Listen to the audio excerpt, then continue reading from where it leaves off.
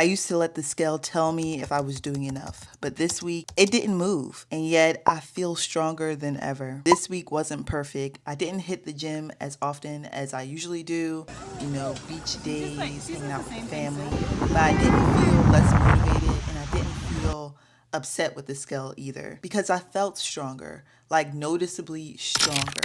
I was able to hit 25 pound single leg RDLs and I grabbed a 25-pound dumbbell for Russian twists as well. Something I would have skipped weeks ago, but we progressed in real time and I'm proud of that. So I always like to acknowledge non-scale factors when it comes to weight loss, especially when you're in the beginning of your journey. You don't want the scale to trap you or make you feel less motivated, feel like your weight's not going anywhere, because there's a lot of factors that come into weight loss. So these are the things I like to think about when in my weight loss journey, especially in the beginning stages. I like to notice in the morning when I'm walking more, I'm walking longer, I feel more motivated to walk. It's not even about just going out and walking, it's having the motivation to do it every day. So in the beginning of my weight loss journey, I wasn't motivated in walking every day. I would walk Monday, Tuesday I didn't feel like it, Wednesday I didn't feel like, then Thursday I'll walk. Then Friday would come around, I was too busy. Saturday comes around, I'm too lazy, right? And then I may walk on Sunday. But now I've noticed a non-scale factor that I'm progressing in my walk and I'm more motivated when it comes to walking. So my mindset is a lot stronger. I feel more capable, right? So Monday I'm walking, I'm motivated. Tuesday I might not feel the greatest, but I'm going to go walk. This week I even decided to run. It was really humid outside, so I felt like it wouldn't be the best idea to walk outside. It was humid and very hot. So then I decided, let me go to the gym and walk on a treadmill. So I walked for 45 minutes with my weighted vest on, and then I decided the last 10, 15 minutes that I would run. I took the weighted vest off and I ran. And I was really confident in my run. I think because this program, knees felt capable. I felt more confident in running, especially on the treadmill. I even ran for a longer time. I felt motivated to run even more, but I was like, let me take a step back. Let me take a step back. My stamina improved, my mood improved. Even on the days where I feel a little bit more lazier, on those gloomier days, I'm motivated to go out and walk. So now I've gotten to the point where the rain doesn't really stop me, unless it's like pouring rain. If it's like spitting outside or it's a little bit of rain, I don't mind going out to go walk. These are the things that matter when it comes to being in a fitness journey, right? There were times when the scale did not move. This would have like wrecked me, right? I used to think, what's the point? Why should I keep going? It's not working. That's when I felt discouraged, like my hard work meant nothing. When the scale didn't move, I would spiral too. I would stop tracking my eating, skipping workouts. I let that number define my worth. But now I reflect, I ask myself, what can I tweak? Not what should I just throw away? So I don't blame the week or my schedule. I work with it, right? That's how I'm building real strength. So if I would say there's one thing that I was really proud of this week while working out would be my push to like work harder, especially on Sunday. I did that 45-minute walk, which I normally do right outside. I went to a new space to do it, so I went to the gym and walked on a treadmill with my weighted vest. And at first, I almost felt weird wearing it there. Like, am I doing too much? But to be honest, like I know exactly why I'm doing it. That's why you have to always remember why you're doing things, because you may get some negative thoughts like that. But me doing that and then even pushing myself further into like running. The past couple weeks, I just felt like I wasn't ready to run. I felt like I wasn't really confident in my run. And I used to be all the time. Like, I used to run all the time. I think I worked up to like 10 miles at one point. But that was years ago. That was like 7 years ago. So me doing it on Sunday, it made me feel so good. Like, Diana, you actually can do it. And it's like, I should have known, like I've built up the tolerance to run. I just wasn't confident in it. Like, I worked on my bone density. I worked on my athleticism. I worked on strength and stability. Um, I've even done more research on the proper way to run. So Like, all the material was there. I just had to feel confident in doing it. And I think a lot of time that's the problem, especially like when we're taking tests and stuff. I'm going off script. Yeah.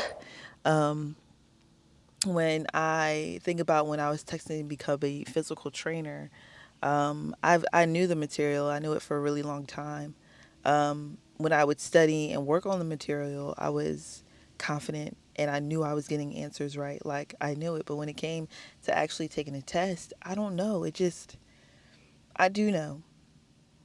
I wasn't confident in myself in actually passing. I knew the work, I just wasn't confident in myself. So when my brother gave me a pep talk when I failed the test the first time, he told me, like, the problem is you're not already claiming that you're a physical trainer. Why wait to act as that if you just can't act it now or be that now? Like, be that now because you study long enough to know. So, like, be that now and walk into that test already knowing and being that. So now you're just answering questions that you already know, like, because you're doing it right now. So after I changed my mindset, that really helped.